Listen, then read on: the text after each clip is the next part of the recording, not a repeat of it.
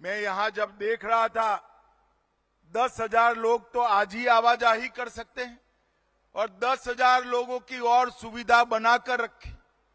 तो मैंने शांतनु जी को पूछा कितने सारे लोग आते हैं, तो उन्होंने कहा साहब कम से कम 5 से 6,000 लोग बांग्लादेश से इलाज करने के लिए कल्याणी एम्स में हर रोज आते हैं और इससे हमारे क्षेत्र की रोजगारी में बड़ा बढ़ावा होता है।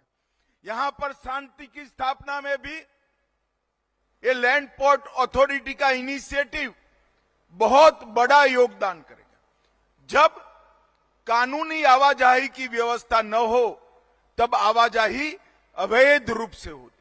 Double million offer Walton fridge কিনে পেতে পারেন 20 লক্ষ টাকা, রয়েছে কোটি কোটি টাকার নিশ্চিত উপহার। और जब अवैध रूप से आवाजाही के रास्ते खुलते हैं वो बंगाल की, भारत की शांति को बहुत क्षति पहुंचाते हैं। मैं आज बंगाल की जनता को कहकर जाता हूं 26 में परिवर्तन कर दीजिए, इस घुसपैठ को हम पूर्णतया रोक कर दम लेने वाले हैं और शांति बंगाल में तभी हो सकती है जब एक घुसपैठ रुक जाए। पार्टनरशिप भी इससे बढ़ेगी। बांग्लादेश और भारत, भूटान और भारत, नेपाल और भारत, म्यांमार और भारत, ये सभी हमारे सीमा पर बसे हमारे देशों के साथ संस्कृति, भाषा, कल्चर, ये सब का आदान प्रदान बढ़ेगा और एक प्रकार से नया पार्टनरशिप का युग शुरू होगा।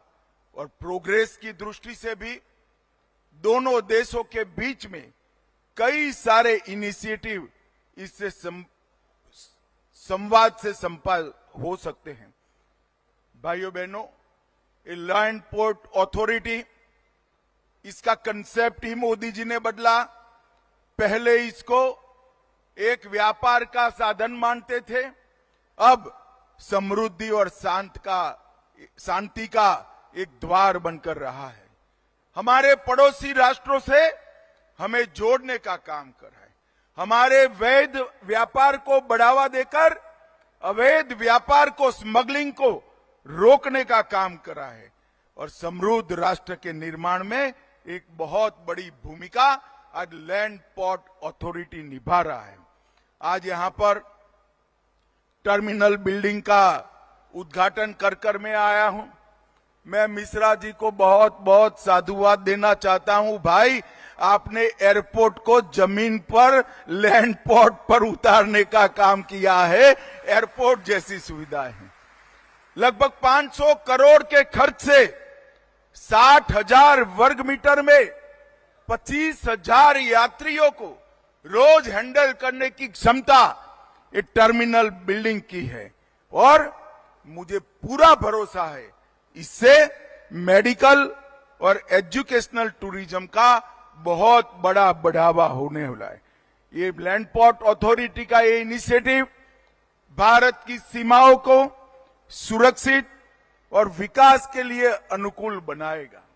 हमने यहां पर आज एक मैत्री द्वार का उद्घाटन भी किया है। 2023 में मैंने ही इसका भूमि पूजन किया था और करीब करीब 6 करोड़ की लागत से ये मैत्री द्वार को बनाया है।